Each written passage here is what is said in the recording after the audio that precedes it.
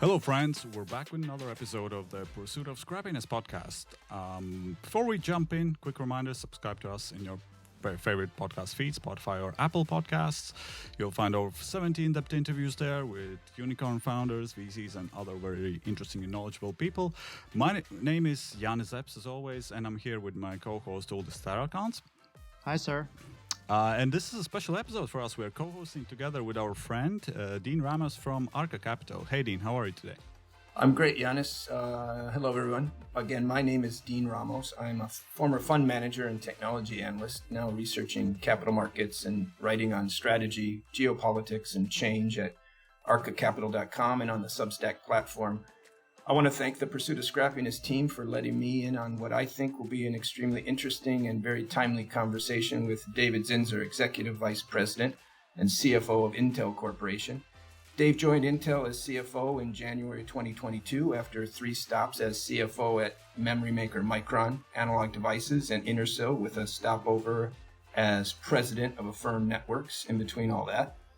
And Dave is considered by many, and myself included, as one of the standout CFOs, not only in semiconductors, but in the broader technology sector. And we're really fortunate to have some of Dave's precious time today. Welcome, Dave. It's great to see you. Thank you, Dean. And thank you, guys. Appreciate you having me. Well, before we jump in, I'll just tell to the listeners we plan to cover 3 topics today. Talk a bit more about Dave's management and leadership principles, a bit about Intel's venture capital investments and their outlook and technologies that they're interested to back, and also about global situations, semiconductor supply chains, things that affect all of us directly or indirectly. But maybe let's start. Dave, can you give us a short intro on your career path, career journey, and you know how you got to work at Intel? Sure, Yanis. Thank you. So I grew up in Pittsburgh, Pennsylvania, in the U.S.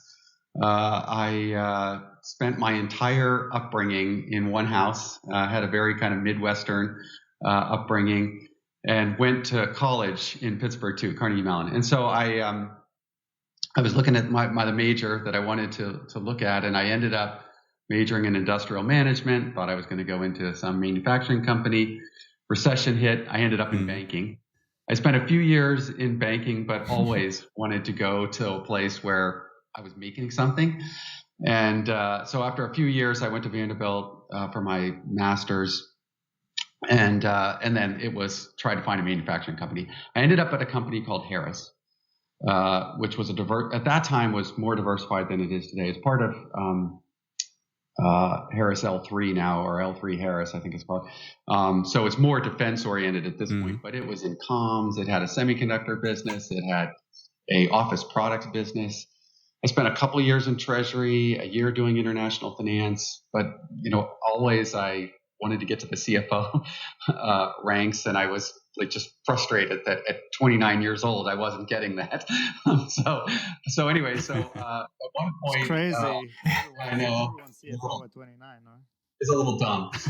So I went to Harris spun out their semiconductor business in an effort to kind of focus more on the defense area.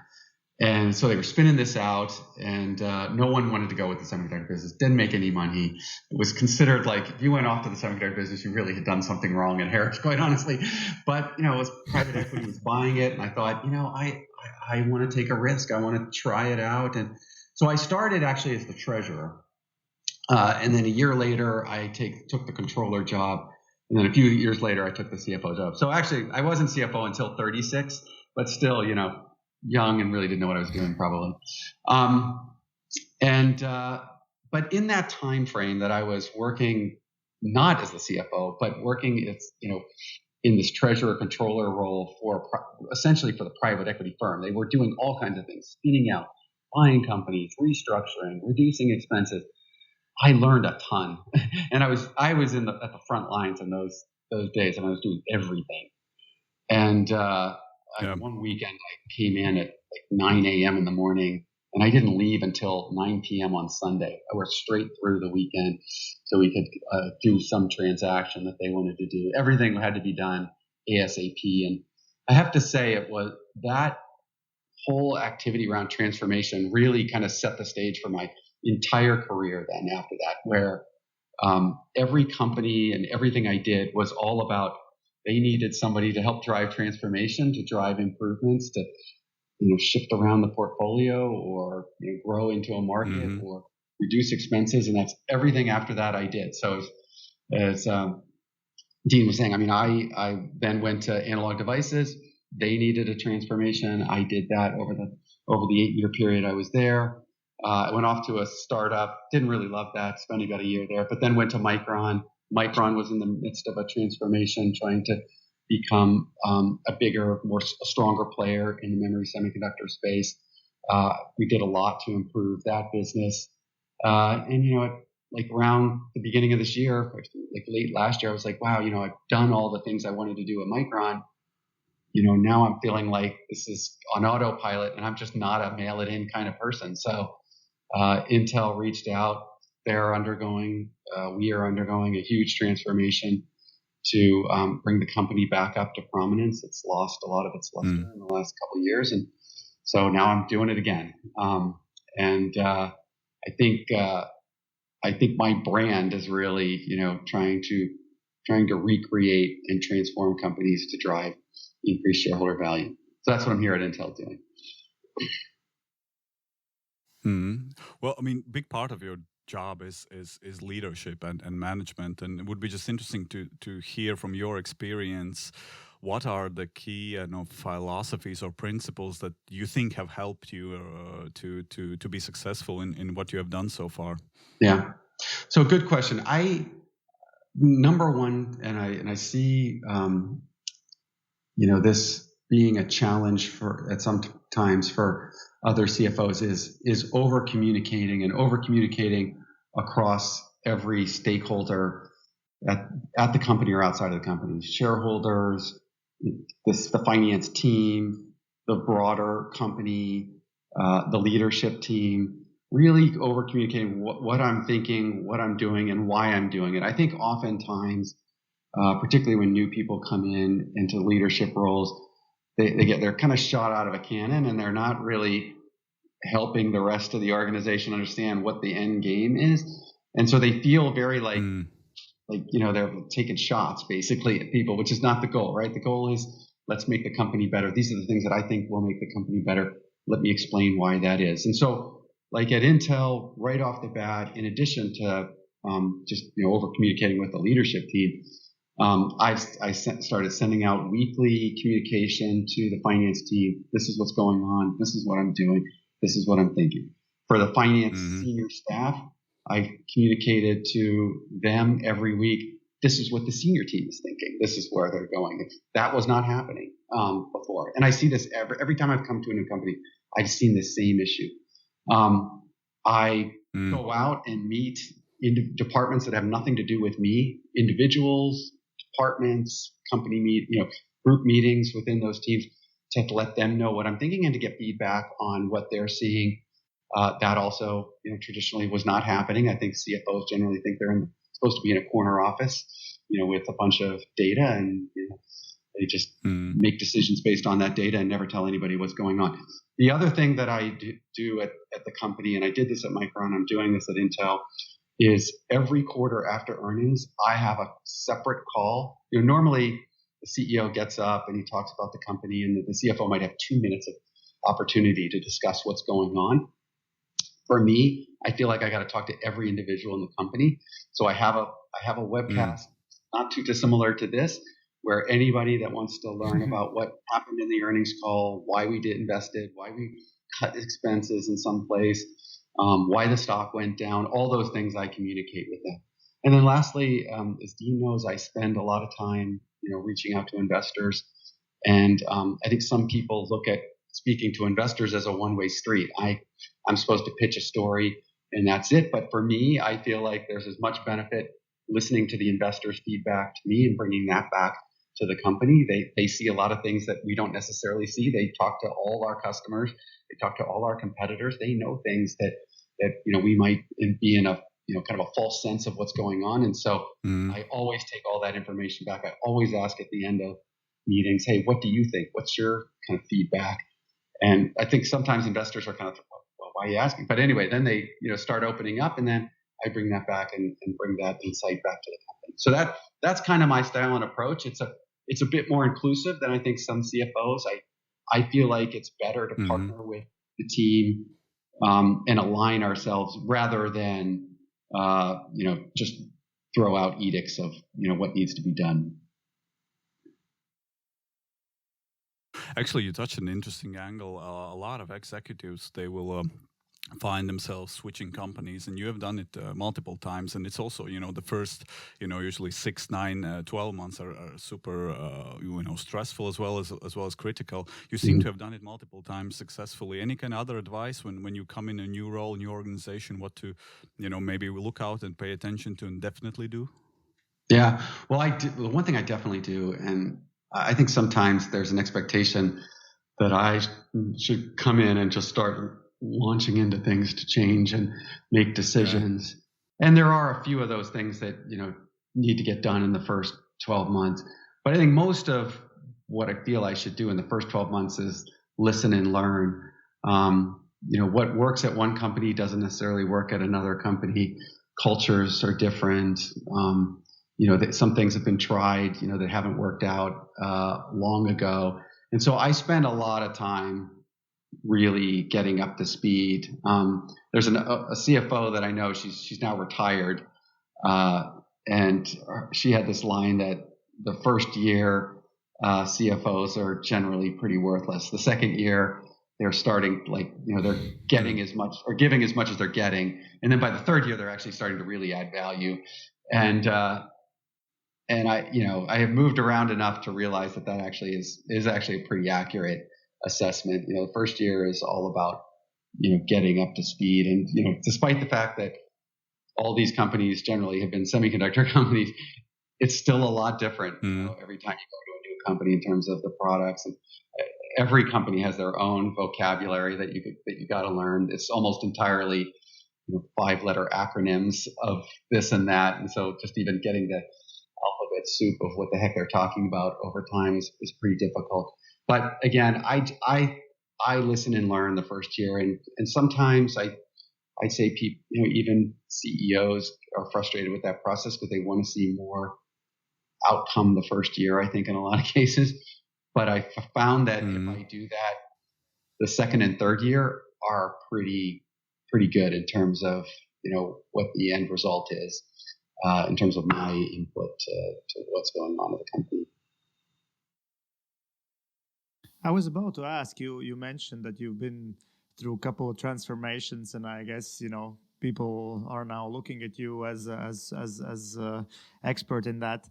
Obviously, first idea would be, new CFO comes, what kind of transformation can he do? Probably cut costs, right? Mm-hmm. What are other ways how CFOs actually can affect change and run these transformations that are not so scary as cutting costs. Broom comes, cleans everything out. Yeah.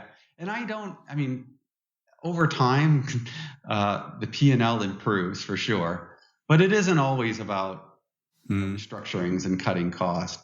I think number one is making sure that the company's got the right focus. In general, I have seen companies when they really want to get growth, they start making bets all over the place.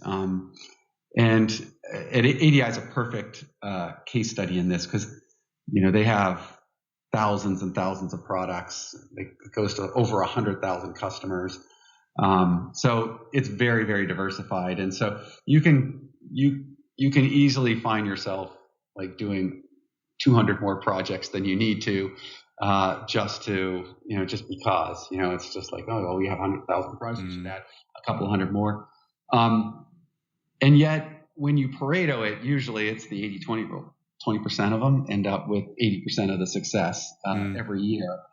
And when you go back in history and look at, you ask the people doing the projects, which one were going to be successful and which one are not, they are actually really good at knowing which ones are going to be successful. They tell you they're not. They tell you, well, we need to do all these things because, some of them are going to fail, some of them are going to succeed, but yet they're actually very good at knowing which ones have the highest level of success. So I think, one of the things that I generally do is try to help the R&D team get focused. And I'm not an engineer, so I don't really know what the products do in a really technical way.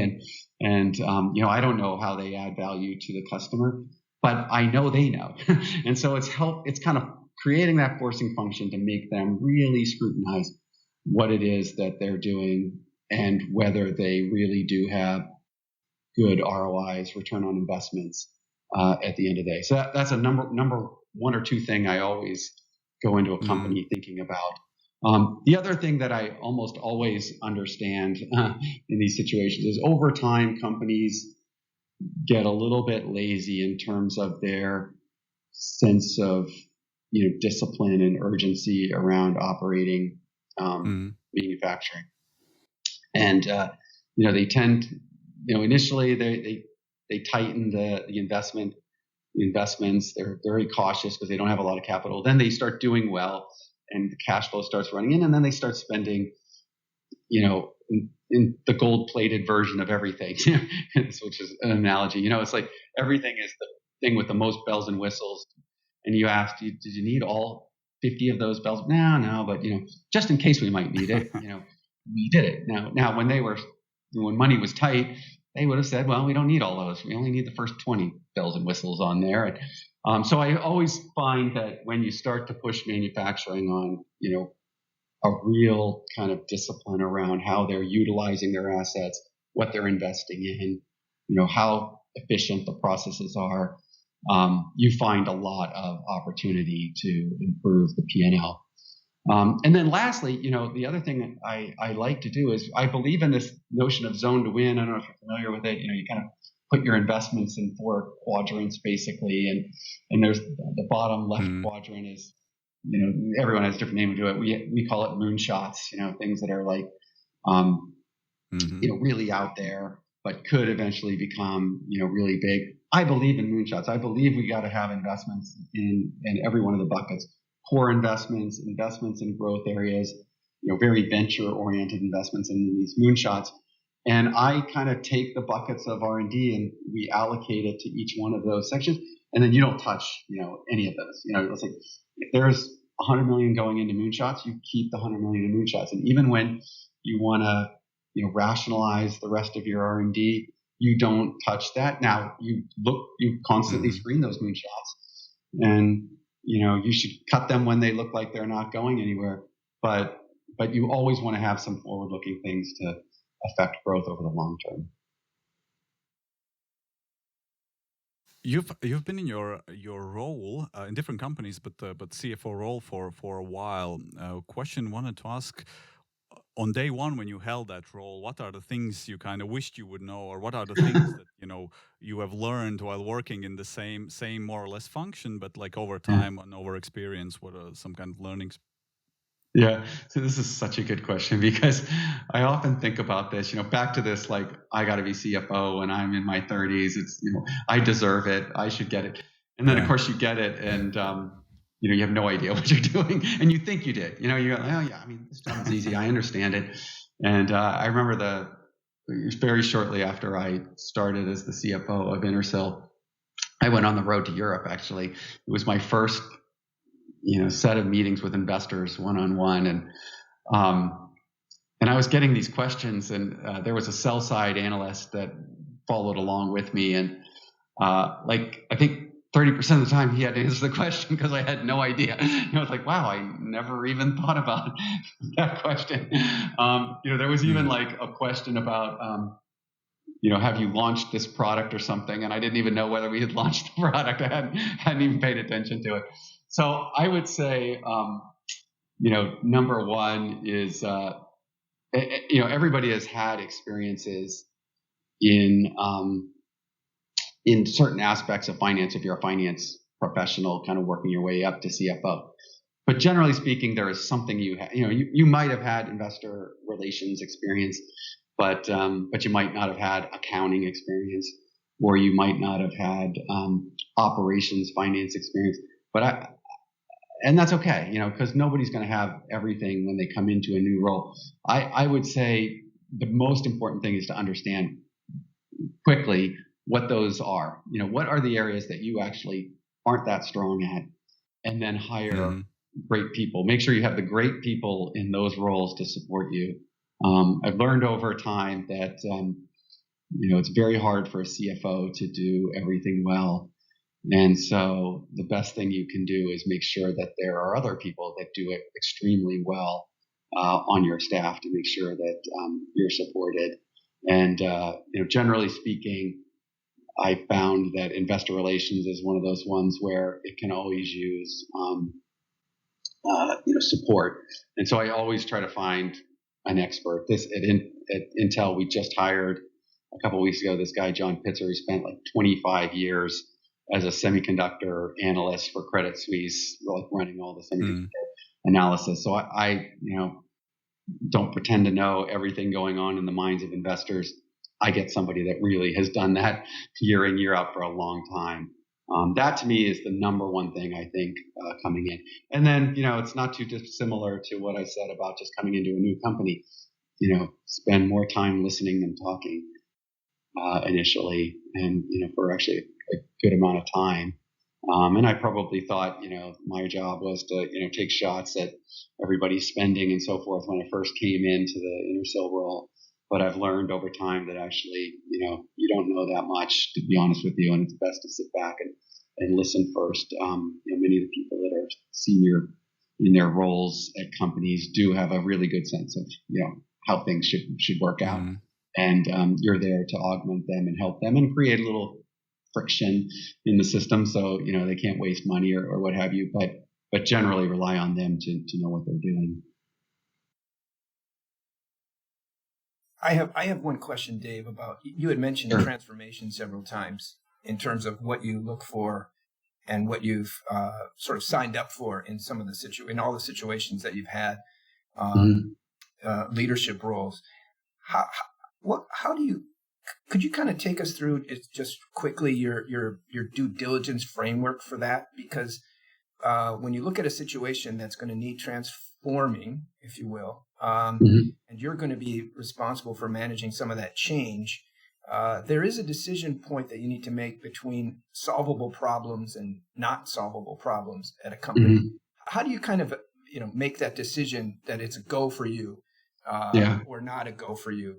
Because we know where you've gone. We don't know where you haven't gone.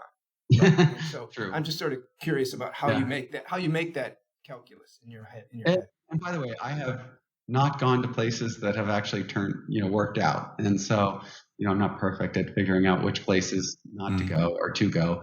But every time I've gone to a new place, those have worked out. I generally listen to the CEO more than anything. Because at the end of the day, the CEO, I could say, let's not do these 10 products. But if the CEO doesn't back me on, let's not do these 10 products, it's going to go nowhere. No matter how good I am as a CFO, the CEO at the end of the day holds the power to make the ultimate decisions on everything. So you want a CEO that also is aligned with that. And, when you look at Analog Devices, that was the one I struggled with the most, quite honestly, because there was an acknowledgement they didn't like the stock valuation, but it was tough to read. The first CEO I worked for at Analog Devices was a guy by the name of Jerry Fishman, and it was tough to read Jerry, whether he was really bought into the fact that things had to change. He had been the CEO for like 20 years or something like that, and he was kind of curmudgeon, and so not prone to taking input from others. And I really had to are you guys really sure you want to? I mean, we had 4 factories. We only needed 2. As I said, we were spending a lot in different product areas that didn't make sense, and so we wanted to. There was need to do acquisition, but we never could get across the finish line in terms of doing an M&A deal. So it was that one was really challenging to vet. But ultimately, I concluded, just by asking him enough times, that he was up for the challenge. Now, as it turns out, it was harder to get him to make changes than I thought, and there was a CEO transition which helped take it to the next level in terms of transformation. But to me, that's the big one. The other thing is just to assess in the diligence, how much is within the company's control and how much is the dynamics around where they sit in the market, what their particular product offerings are, whether they have enough control. And I would tell you in that case, the most challenging one was Micron. Talking to Sanjay, there was no question Sanjay, who was the CEO there, Mehrotra, was totally bought into the idea of transformation. But in that particular business, it's like oil. I mean, it's a supply demand driven market, and so you have too much supply. It's a commodity. Yeah. How smart you are. If there's too much supply, the pricing will go down, and all your work gets lost in that. And so I talked to a few people before I joined Micron, and they all kind of warned me about, look, you can do everything right and still the pricing might not behave. But still, I thought there was enough company-specific things to improve. And yes, at the end of the day, where I was ultimately at the mercy of pricing, I just felt there was enough to do that it probably would work out, at least on a relative basis, and I was comfortable with that being the outcome. A couple of people said, "Do not do this," but as it turned out, it did work out. So maybe a little bit of luck too. Well, if we touch the investment part and Intel Capital a bit, can you tell us what role do you see your venture sort of arm play in the overall strategy of Intel as corporation, and maybe a few hot industries where you like to put your money in, where these moonshots are maybe you think could be coming from? Yeah. So in Intel Capital. It's as I understand it, the history lesson I got is it's morphed a bit. Like it was initially set up as a way of getting a first look at technologies from innovative companies that just can't be innovative enough inside the four walls of a big company, and potentially as future acquisitions, potentially as something that helps inform how products get developed at Intel, and these companies ultimately become customers, and that was really the goal. And then I don't think they were getting the return they wanted on it in addition to the value, and so it started to morph into a real VC fund, and it was all about cash on cash returns. And so they really started to invest in all kinds of things that had nothing to do with Intel in any way. And while that they did do actually pretty well on cash returns, I kind of look at it as every dollar that Intel has is the owner's, it's the shareholders' dollar. And if the shareholders want to invest in venture capital, they can go invest in a venture capital firm and probably do better, And so it's not our job to be a venture capitalist and to give them, venture capital. We're supposed to be. They gave us the dollar to go invest in compute semiconductors, and so I have really been pushing them back to the notion of, look, I think this kind of VC activity is important because early looks at companies is really helpful. It's helpful on the acquisition front, and it's helpful for watching how industries emerge and how markets transform, and so that's now really where they're focused. Granted, we don't want to lose money, so they are supposed to get a return out of those investments. But the most important thing is they get the value out of it. So every time they ask about an investment, I approve all the investment. I always ask them, who is the person in the company that is going to really be involved with this thing and really learn and be able to bring back that learning. If there isn't somebody in the company outside of the Intel Capital people that really buys into getting learning from this, then we shouldn't do it. That's not our business. And so anyway, and your question, it runs the gamut. Autonomous vehicles, robotics are interesting. Artificial intelligence, clearly massively interesting. anything around the data, how hyperscalers will transform data centers, because there's going to be a lot in terms of hardware and software that will transform those data centers, make them more energy efficient, but still bring up the performance levels to get them to be, hardened AI systems over time. Those are clearly areas that we'd invest. We'll invest globally, so we're not hung up on geography. And in a way, it's actually good to be broad in terms of your investments. Make bets across the globe so that you know how things are emerging in Asia versus how technology is emerging in Europe versus how it's emerging in the U.S. Getting those different perspectives. Sometimes they're the same. Sometimes they might be going in different ways in terms of standards. All of those things are clearly areas we'd be interested in investing. There's unique packaging that is evolving, and so opportunities to invest in that. I would say also, we have 19,000 software engineers at Intel. I think the percent of our revenue that is off of software is like 0.001% or something like that. I mean, it's an unbelievably small number. Yet we have 19,000 of our 120,000 employees are software engineers, computer science people, and that is more than Pat had at VMware when he was CEO of VMware, which was a software company. So it just goes to show how much software we're investing in yet not monetizing. I think over time we need to monetize more of that software. It's clearly value added. Clearly, customers see it as very beneficial to what they're doing. Some of it has to be free because the base systems need a certain amount of software. But over time, software is going to be increasingly how we generate revenue. And so any investments in that area that touch markets that we care about is clearly an area that ICAP, Intel Capital, is focused on. Last question on investments. Apart from venture capital, there are also investments in R&D. For you, I would assume probably pretty significant position. And with that massive amount going in, any advice for you, for other companies, probably smaller even in scale, who struggle to measure return on R&D? Any kind of methods you use to make sure the money is really spent well in research and development? So good question. It's almost. You almost have to unpack that question. It's so complex.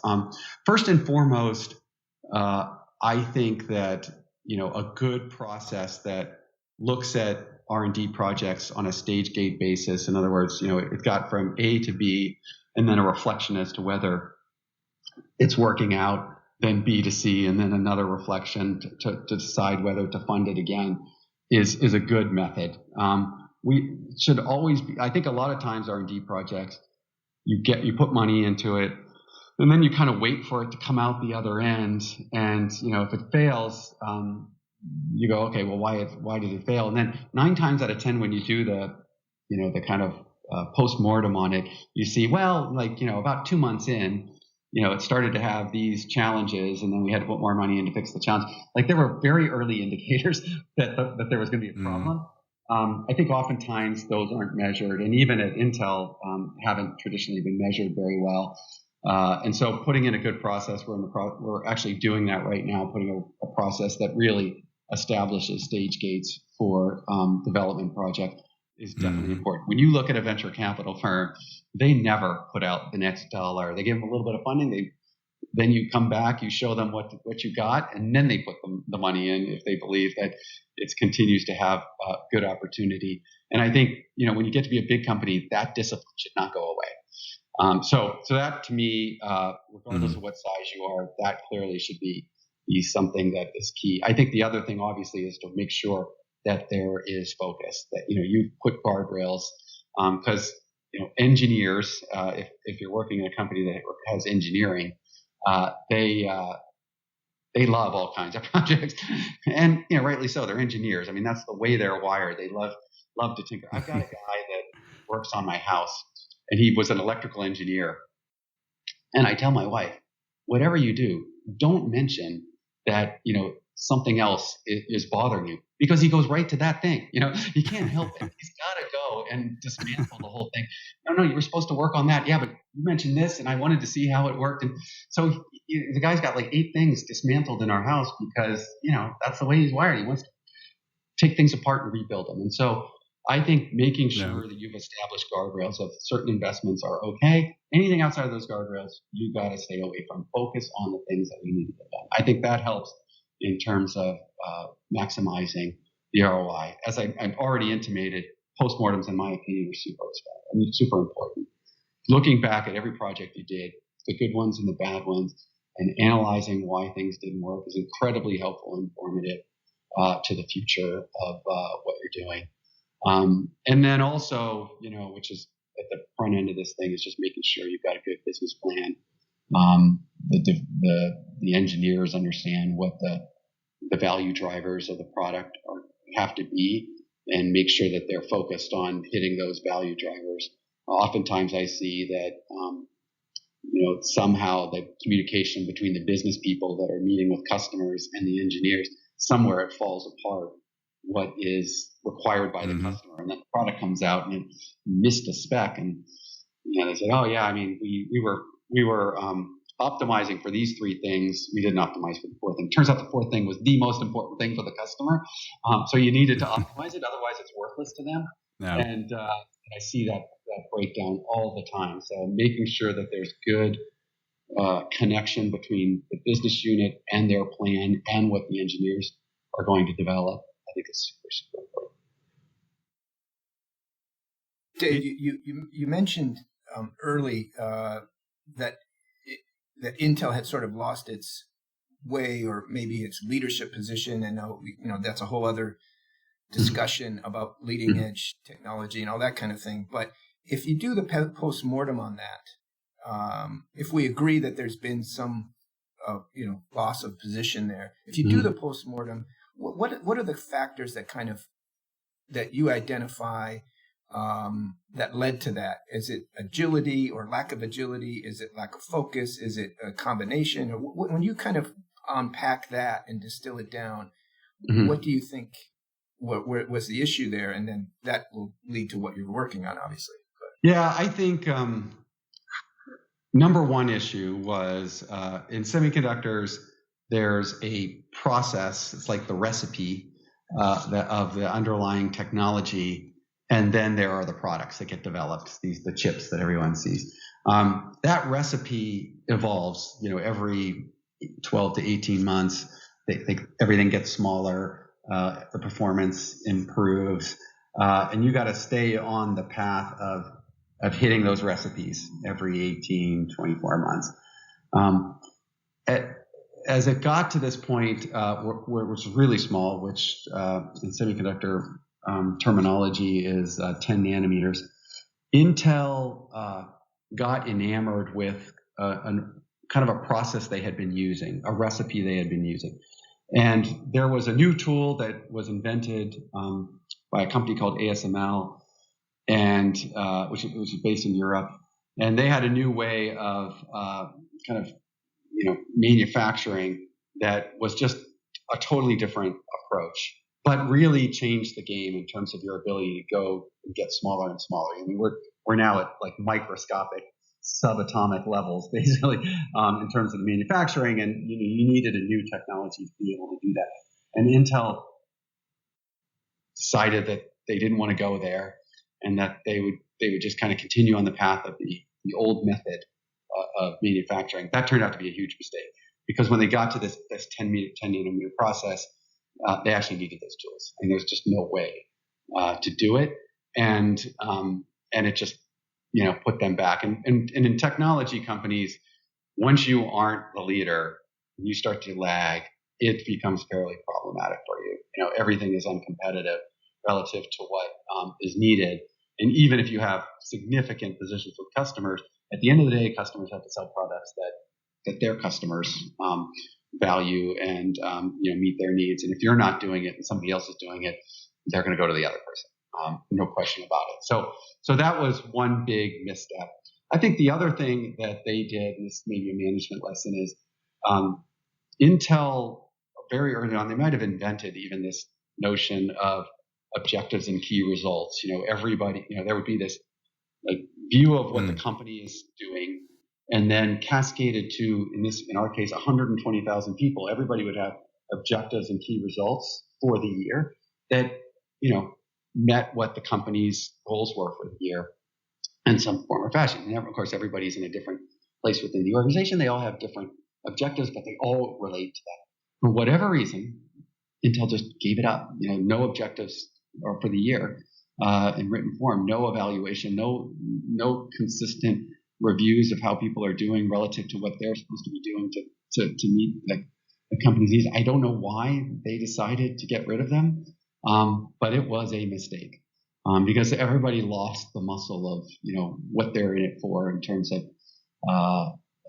meeting what the company's overall objectives. And so a lot of things just started missing.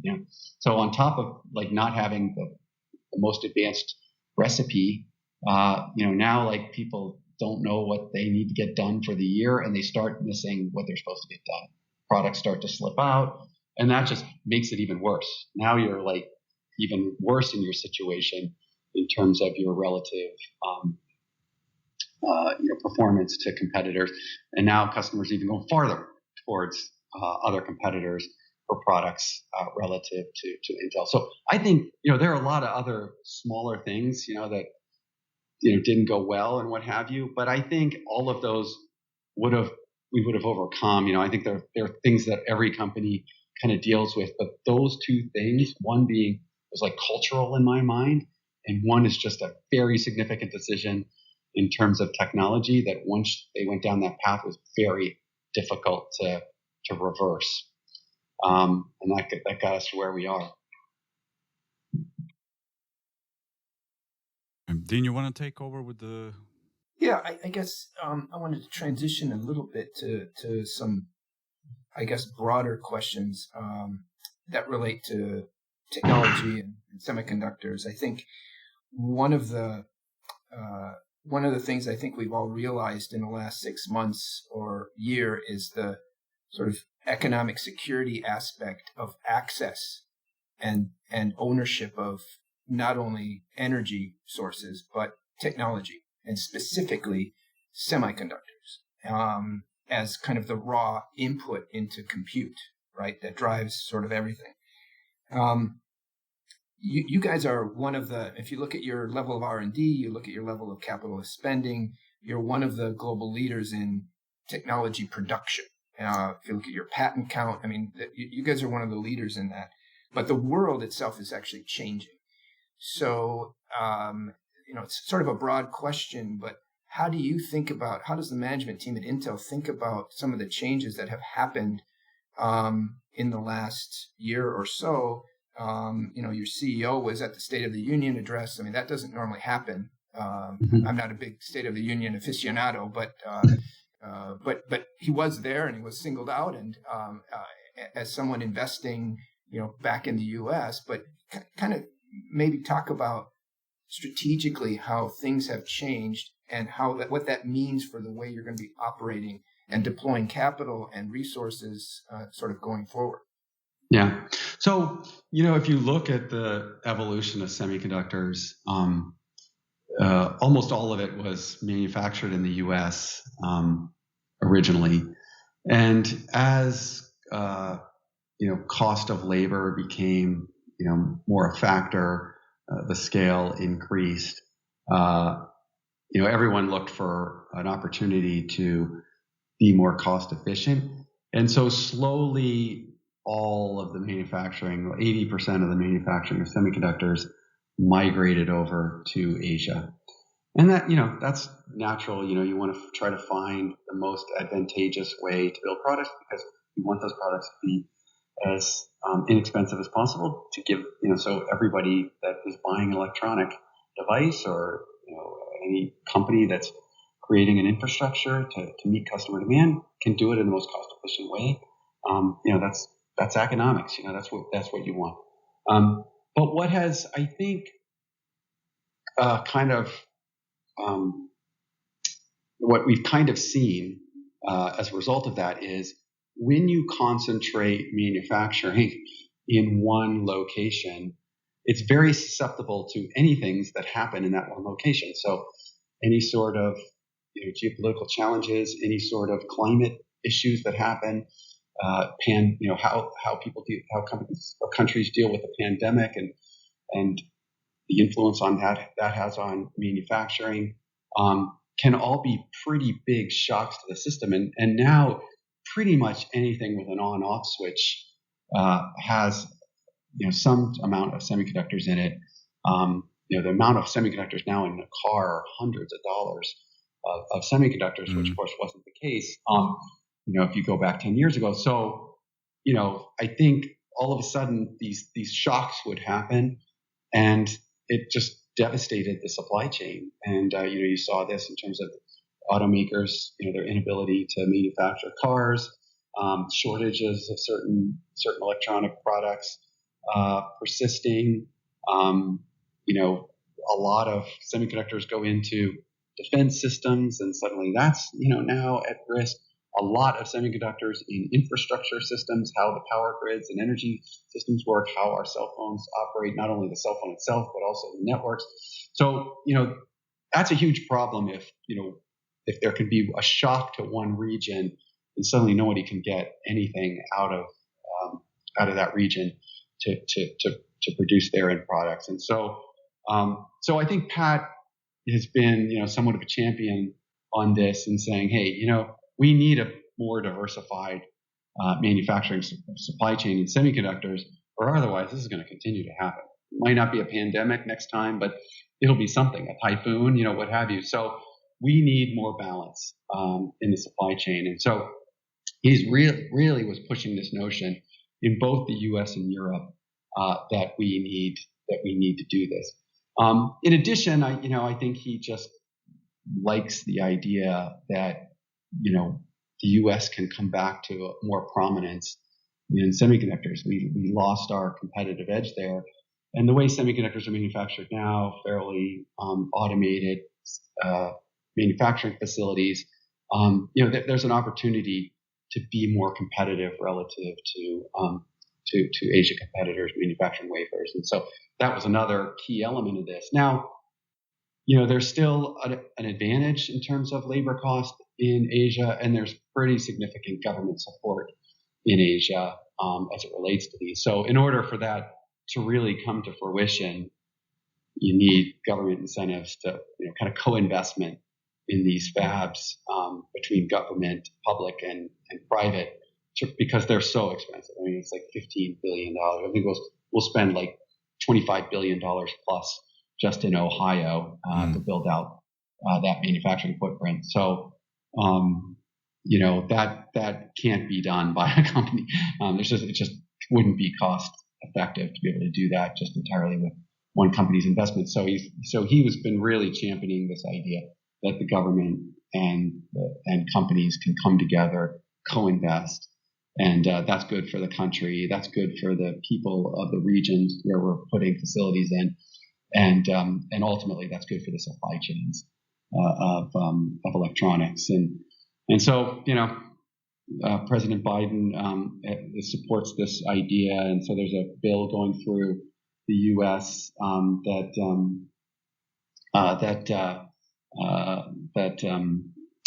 would provide incentives for companies to manufacture in the U.S. I'm hoping that it's going to be successful this year. The CHIPS Act in Europe, actually, the CHIPS Act's already kind of made its way, and we already see the money likely coming this year for the European CHIPS Act, and so we'll be investing in Germany here to build out a fab. I think we'll have to see how things go in the U.S. to see if we get the same kind of bill passed here that can help us make investment in the U.S. But do you see a path there to make it kind of capitalistically sustainable without government support? Well, I think there'll always be a certain bit of government support, but the government gets something in return for that support. They get a continuity of supply. There's not any disruptions to their infrastructure as it relates to, defense spending and those products going into the defense space. They get that. So there'll always be some element of government support, but, most of it is obviously going to be on the responsibility of the U.S. of the semiconductor companies themselves, of the responsibility of Intel. So it's not like I think we need to have, significant government support. We just need some co-investment to go along with our own investment.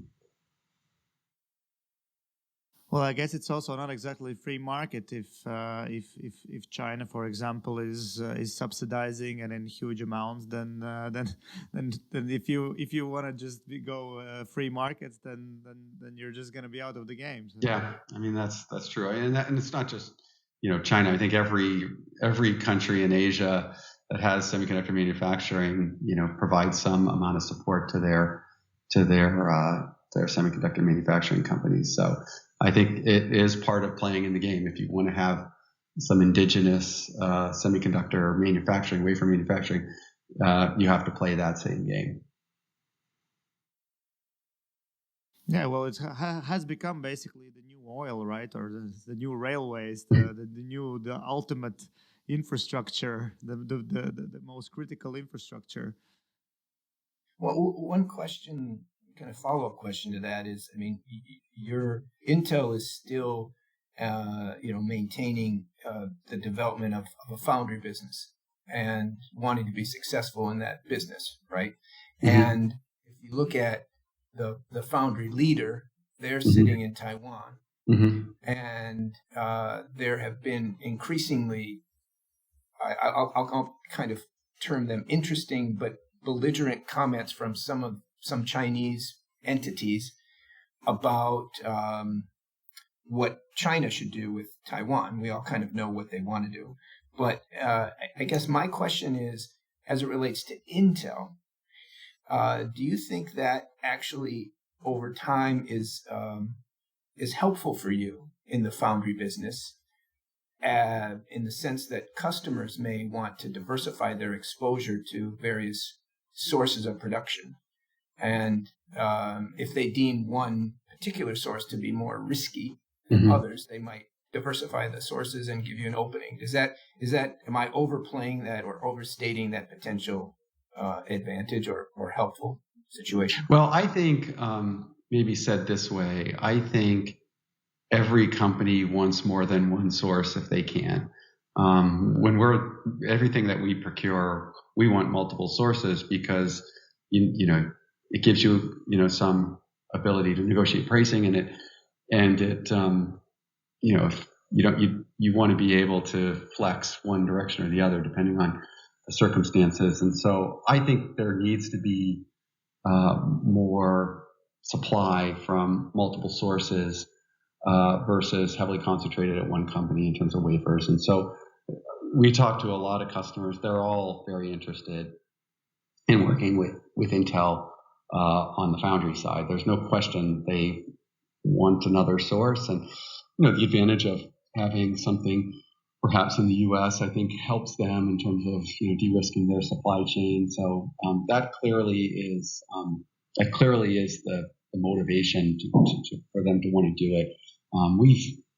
I think that part of it is not going to be difficult for us in terms of getting customers. The challenge we actually have to do is we've got to provide an offering that's good. They might want multiple sources, but if they're not getting good wafers that are competitive with where the wafers are getting today in terms of performance and so forth, it doesn't matter. I mean, they're out of business if they don't have a product that performs. So we've got to actually execute and deliver the wafers that that are competitive with their current offering. Then I think we get it. Otherwise, it won't be that interesting for them. So anyway, but I do see it as an advantage that it has really concentrated at one player. That player is predominantly in Asia. I think we have opportunities to clearly take advantage of that. Now, that said, TSMC is also going to be a good competitor and supplier to us, quite honestly. We'll continue to use TSMC as a supplier. They do perform very well, and they'll actually help us, I think, be better in terms of our wafer manufacturing over time, because we'll have to become more and more competitive with them in terms of wafers. So I don't see TSMC going away or anything like that. I just think that there's an opportunity for us. And by the way, this market is like a $500-600 billion market in terms of market cap, valuation. So it's a good market for us to go after, because even if we get a small piece of it, it dramatically increases, our market cap if we're successful. I think, Dave, we will run over a bit of time, so I guess if we need to wrap up, then let's just do that. Okay, sounds good. All right. Well, tremendous insights in how your organization functions, and also how lessons that you've learned. Thanks a lot once more for sharing, and it was really a pleasure to have this conversation. Thank you for having me. I really appreciate it. Thanks, Dave.